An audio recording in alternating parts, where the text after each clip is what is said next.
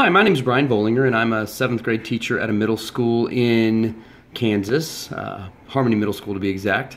And I use Socratic Seminars in my classroom quite a bit with my 7th graders, and I found them to be really successful in allowing students to give their ideas and to tell what their thoughts are without any leading questions, and they've been wonderful tools for the kids to use. So I wanted to talk a little bit today about why and how to use Socratic Seminars, especially with middle level kids. What is a Socratic Seminar? It's a conversation that allows individuals to express their ideas and opinions on a topic. A lot of times I will tie this in with a novel that we're reading because I teach ELA, and we'll take either a topic that's dealt with or a particular situation that lends itself to giving opinions, and I will pose the question, or the students will pose a question, and they'll have an opportunity to give their perspective on the topic. It's really interesting to see how so many different kids can look at one piece of information and look at it so differently. Why do I use this? It's a powerful learning tool. Like I said earlier, it is completely student-led discussion. The kids do the research, they do some digging to try to get the information that they're going to need to better understand the topic that is being dealt with. It gives students an opportunity to develop their thoughts, and a lot of times as a teacher, I think, through my tone or through the way that I teach, I think sometimes I lead kids to the right answer, quote unquote right answer. But through Socratic Seminar, kids are allowed to do some exploring and figure out what their thoughts are and go from there. One thing I found that is very super important with this is setting ground rules prior to the beginning of the seminar. Things like appropriate conduct and preparation expectations. If those things are set up ahead of time, this can be one of the most effective tools that I have seen in a classroom.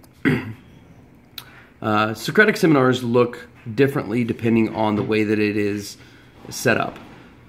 When I set mine up, I have 3 different ways that I try to do it, and I try and vary it from time to time depending on what we're talking about and what I want the result to be. One of the types that I use is what I call small group. I group my kids in tables of 3 to 4 kids per table each day in my class, and sometimes I like Socratic Seminars to be done in that small group. I think it allows for more of an intimate conversation. Each student is required at that point to have kind of a significant voice, and in that small of a group, you can't really be absent from the discussion. You have to put your 2 cents in and stand behind what you think. It also allows to hear from a number of other people. One of the downfalls of this is if everybody's got the same opinion, there's not a whole lot of discussion. So there are pluses and minuses to each one of these different types, but small groups sometimes can be very effective. The second type is where you have 2 groups. You have what I call an inner circle and an outer circle. The inner circle is where you have a set of desks that are set in a circle. It's a very small circle. In my classroom, I do it with about 1/3 of the students in the classroom. And then the outer circle, I have the remaining 2/3. The inner circle are the students that I choose to be a part of the verbal discussion. Oftentimes, I will look for students from a variety of different opinions because I do look at their preparation prior to doing a Socratic Seminar. Other times I have a purple pumpkin that has student numbers in it, and I'll draw out of the purple pumpkin. So students never really know who's going to be in the inner circle, but they know they need to be prepared, and I always check their preparation prior to this.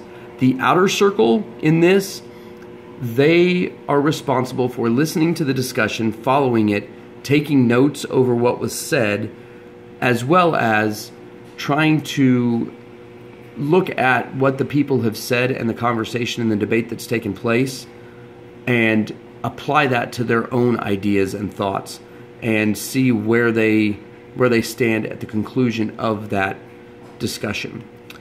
The third type is the one that I use probably most often. It's large group. And this is where I move all of the desks into one large circle. It's important to do that so each student can see everybody else. When one person's talking, everybody has a vantage point to see that person, to see their facial expressions, to see what their hand gestures are and things. This allows all students to share. It allows all students to be heard. Not everyone's expected to speak, but if they're comfortable, I want them to chime in. And it's really funny.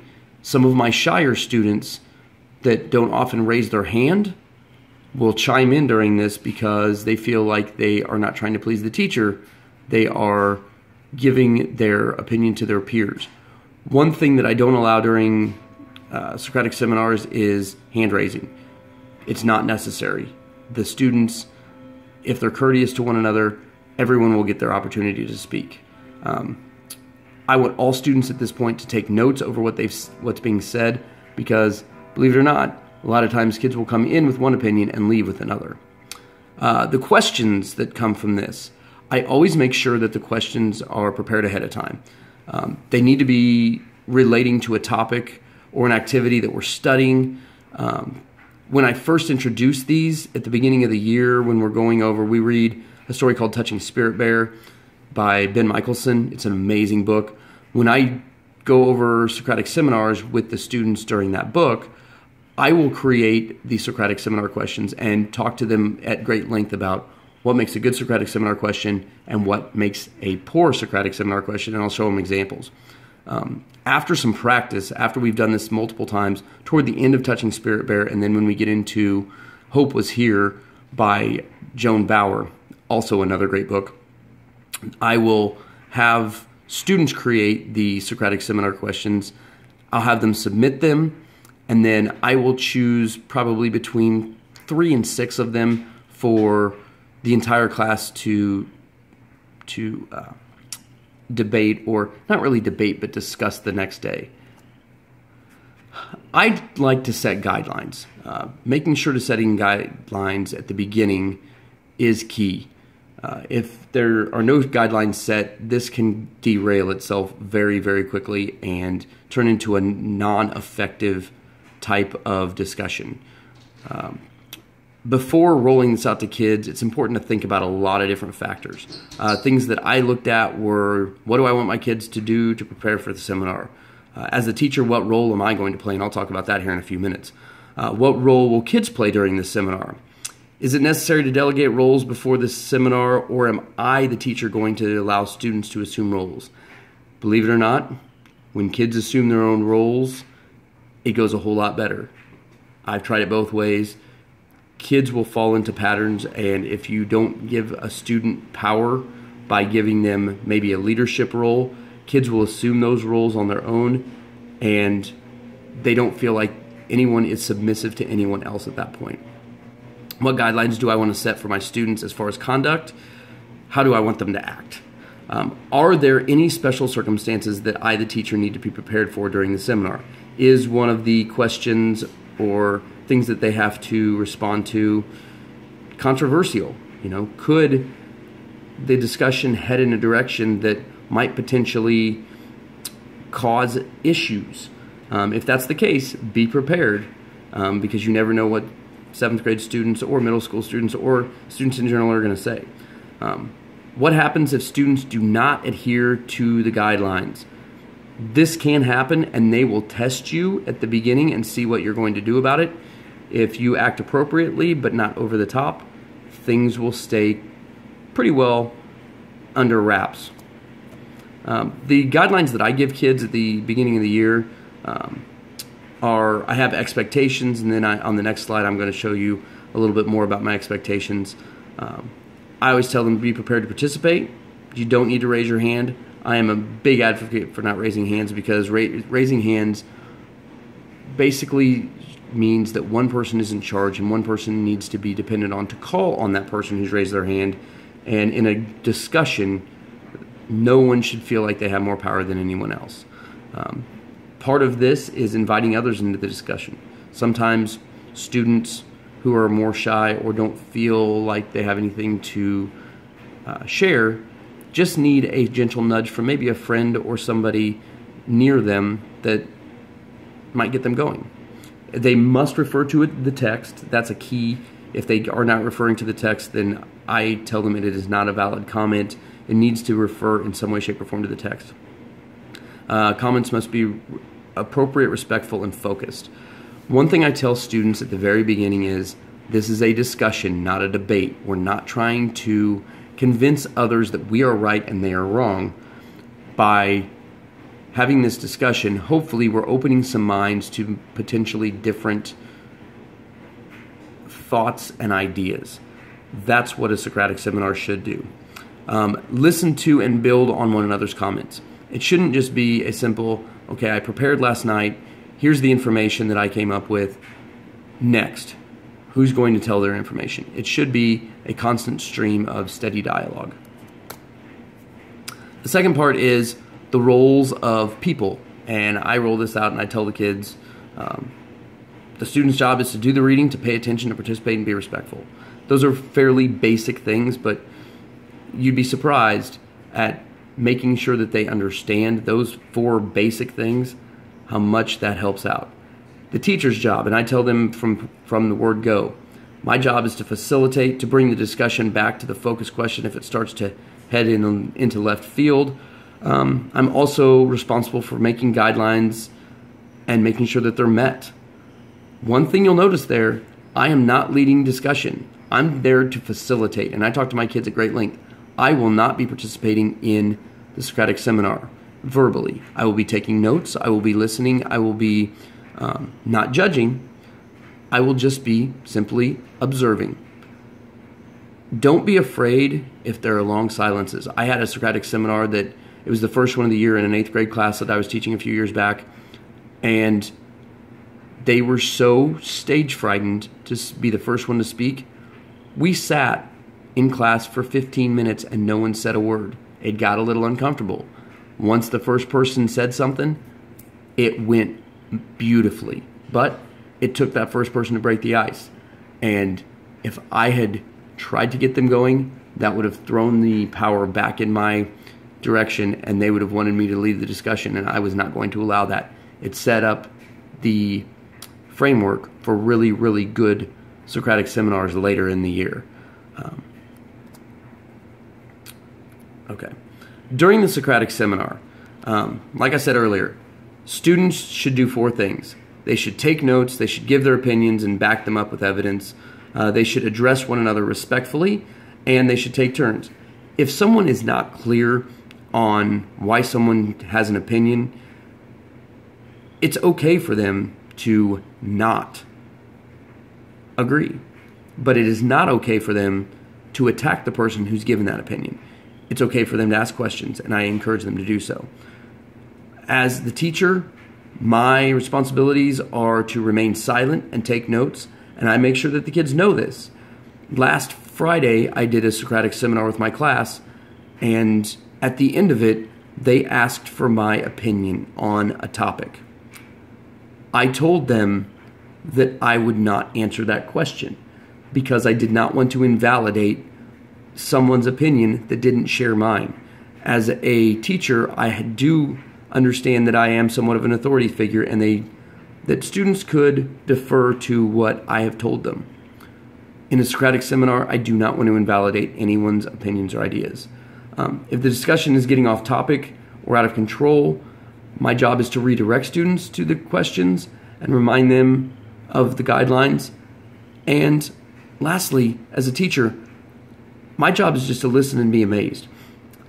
Afterwards, as the teacher, my job should be to debrief with them. Not debrief with them about the topics and to give them feedback on their opinions and their ideas and things like that, but to tell them what they did well and what needs to improve for the next time as far as preparation, as far as presentation, those types of things about behavior, but avoid giving any feedback on the direction that the conversation went. Unless there was a moment where there was a little bit of levity that you could point to and say, okay, maybe this wasn't the best direction to go with it, but avoid giving your opinion. My class last Friday was pretty adamant that they wanted my opinion on a particular topic, and I refused to give it to them because I didn't want them to be invalidated. That's like it says at the bottom, that is the opposite of what a Socratic seminar should do. Finally, the first few times you do this will be a little rough around the edges. You're going to have to figure out what works for your class, what works for you as a teacher, and what works for the individuals that are doing the seminar. Next, the more you do it, the more comfortable you will be, and the more comfortable the students will be. But the more times you do this, the more comfortable you will be giving up control of your classroom a little bit and handing it over to the students. You'll get more comfortable with unled, free thought. Students want to give their opinions, and they ask me all the time, well, am I going to get graded on what I say during the seminar? Do I have to talk a certain number of times? In my classroom, that answer is no. All of the points come from the preparation. If you do your prep work, if you make sure that there are page numbers and you've backed it up with evidence and you've explained yourself in writing, I'm not going to grade you on what you do or do not say. Lastly, being the student instead of the teacher is always really interesting. I do this probably, I'd say 6 or 8 times a school year at the very least. And I always learn something new from my 7th graders. I look at things a different way. I see a different vantage point. It's really powerful to watch these kids do what they do and think and converse and open their minds in a way that they may have never done before. A lot of my kids that are on IEPs, both on the gifted and on the special needs side, take part, as well as those kids that are quote-unquote in the middle. All kids are able to do this. It doesn't matter what their IEP says. They can all prepare. They can all give their opinions and ideas, and it is so powerful to watch all levels of kids excel here. Lastly, have fun, because your kids will learn and appreciate the opportunity. They love doing this. When I tell them at the beginning of the year that we're going to do a Socratic seminar and tell them what it is, they realize there's a lot of work to it. But by the end of the year, they are begging me to do Socratic seminars because they love them. They are very powerful, and they like the fact that they can give their opinion without any points being assigned to their opinion, just to their preparation. Give this a try. Socratic seminars are a wonderful way to get your kids thinking on their own individually. If you have questions, please email me. My email address is bbollinger@bluevalleyk12.org. Thank you. Have a great day.